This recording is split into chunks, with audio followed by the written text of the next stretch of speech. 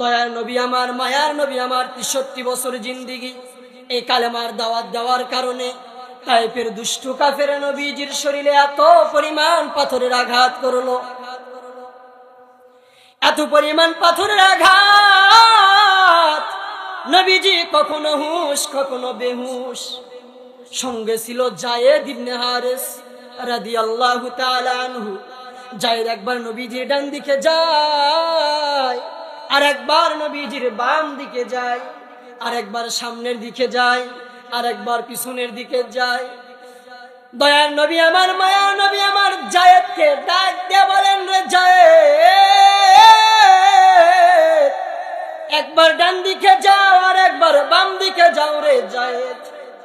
বলো বলো, একবার সামনে যাও আর একবার পিছনের দিকে কেন যাও?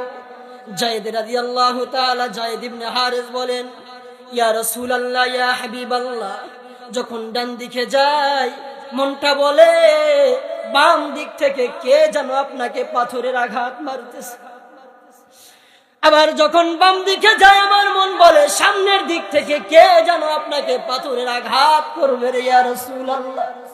সামনে যখন যাই মনে হয় পিছন দিক থেকে কে যেন আঘাত করবে। এই কথা বলতে বলতে নবীকে এত পরিমাণ আঘাত করেছে তারা, নবীজি কখনো হুঁশ কখনো বেহুশ হয়ে গিয়েছে।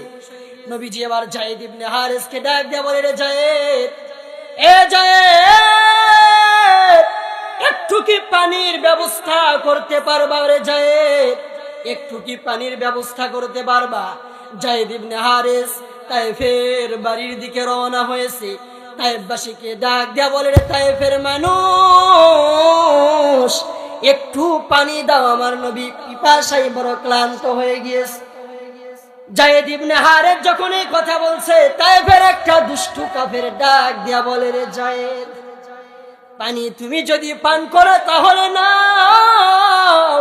আব্দুল্লাহর বেটা মুহাম্মদের জন্য কোনো পানি বরাদ্দ নেই। নাউজুবিল্লাহ বলে। নবীজি আমার বুক ভরা আশা নিয়ে তায়েফে গিয়েছে এই উম্মতের জন্য, ইসলামের জন্য। এবারে যায়েদ ইবনে হারেসের হাতের পানির পেয়ালাটা ছিল, কিন্তু যখন যায়েদ ইবনে হারেস বলেছে, ও দুষ্টু কাফের, তায়েফের মানুষ এই পানিটা আব্দুল্লাহর বেটা মুহাম্মদ সাল্লাল্লাহু আলাইহি ওয়াসাল্লাম পান করবে, সঙ্গে সঙ্গে তায়েফের দুষ্টু কাফের হাত থেকে পানির পেয়ালাটা নিয়ে জমিনে ফেলে দিয়েছে। যায়েদ ইবনে হারেস কান্না করতে করতে নবীজির কিনারায় হাজির হয়েছে। নবীজি এবার যায়েদ ইবনে হারেসের হাতের দিকে তাকিয়ে রয়েছে। যায়েদ ইবনে হারেসকে নবী ডাক দিয়ে বলে, রে যায়েদ, পানির ব্যবস্থা কি করতে পেরেছো? যায়েদ ইবনে হারেস ডাক দিয়ে বলে, ইয়া রাসূলুল্লাহ, ইয়া হাবিবাল্লাহ, তায়েফের দুষ্টু কাফের আমাকে পানি দিয়েছে।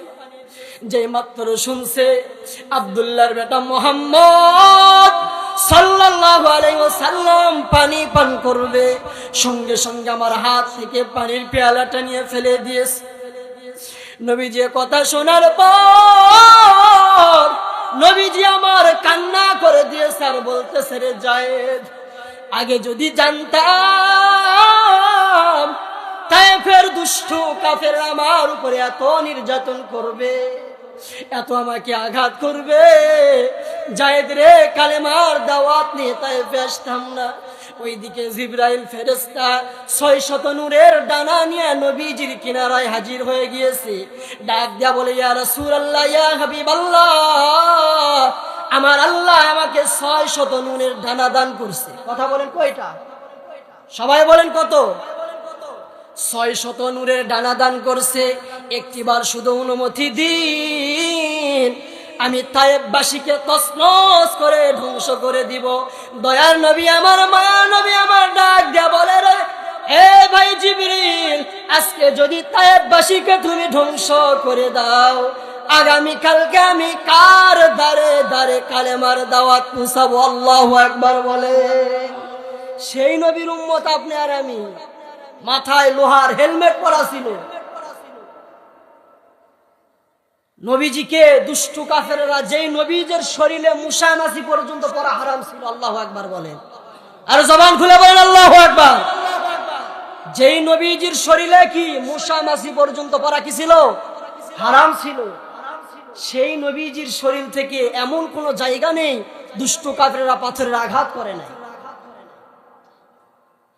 ইসলামের জন্য, কালেমার জন্য, ইসলামকে প্রতিষ্ঠা করার জন্য সাহাবায়ে কেরাম নবীজি সাল্লাল্লাহু আলাইহি সাল্লাম জীবনের তাজা রক্ত দিয়েছে। কথা বলেন ঠিক না ঠিক? এরপরেও মুশরিকদের কাছে, কাফের বেঈমানের কাছে মাথা নত করে নাই।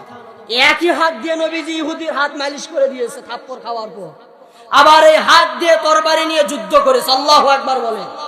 সাহাবায়ে কেরামদেরকে অর্ডার করেছে ইসলামকে বিজয় করতে হবে, প্রয়োজনে সকলের দেহ থেকে কল্লা আলাদা করে দাও। আবার এই হাত দিয়ে নবীজি নিজে আঘাত খাওয়ার পরেও গালের মধ্যে যেই নবীর শরীরে মশা মাছি পর্যন্ত পরা হারাম ছিল, ওই নবীর শরীরে আঘাত খাওয়ার পরে নিজের হাতে হাত মালিশ করে দিয়েছে। আমি যে কথা আপনাদেরকে বুঝাইতে চাইতেছি সেটি হলো, আমরা তো মুসলমানের ঘরের সন্তান। এখানে 10 মায়ের 10 সন্তান। মুসলমানের ঘরে আপনি আর আমি জন্ম নিয়েছি শুধু নাম সূত্রে মুসলমান, কারণ দাদা ছিল মুসলমান, বাবা মুসলমান, ওই সূত্রে আপনি আর আমি মুসলমান। কিন্তু আল্লাহ যে কোরআনে আয়াত নাজিল করেছেন, ওয়ালা তামুতুন্না ইল্লা ওয়া আনতুম মুসলিমুন, খাঁটি মুসলমান না হয়ে মৃত্যুবরণ করো না, কবরে আসিও না। তো আপনাকে আমাকে তো খাঁটি মুসলমান হতে হবে। কি হতে হবে? খাঁটি মুসলমান হতে হবে। এই খাঁটি মুসলমান কিনতে কি আপনাদের ঈশ্বরপুর বাজারে বদলগাছি পাওয়া যায়? কথা বলেন, পাওয়া যায়? এই খাঁটি মুসলমান হতে গেলে কোরআনকে আপনাকে মেনে নিতে হবে। এই কথা বলেন ঠিক না বা ঠিক? এই কোরআনের কাছে আপনি যাই করেন মাথা নত করতেই হবে, রক্ষা নাই। এই কোরআন ছাড়া কি রক্ষা আছে? কোরআন ছাড়া আমাদের কারোই রক্ষা নেই। এই কোরআন ছাড়া আমরা আর কোনো কিছুই মানতে চাই না, কারণ এই কোরআন আমাদের প্রাণ। এই কোরআনকে যদি কেউ অস্বীকার করে তো বিনা দলিলেই তো কাফের। এই জন্য কোরআনকে বেশির থেকে বেশি মহব্বত করতে হবে। কোরআন পড়া শুধু শিখলেই হবে না, ওই তক্তার উপরে রাখে দিলে হবে না, ওই কোরআন ডেইলি এভরিডে আপনাকে তেলাওয়াত করতে হবে। প্রত্যেক দিন ফজরের পরে সূরা ইয়াসিন তেলাওয়াত করতে হবে। এত ফজিলত। রিজিকের কোনোই পেরেশান নেই। আর রিজিকের জন্য কত মানুষ টেকনাফ থেকে তেতুলিয়া, রূপসা থেকে পাতুরিয়া, সুন্দরবন থেকে বান্দরবন ঘোরাঘুরি করে। এই রিজিকের জন্য কত চিটারি বাটপারি করা লাগে, কিন্তু কোরআনের কাছে যদি মাথা নত করে রিজিকের টেনশন নেই। আল্লাহু আকবার বলে।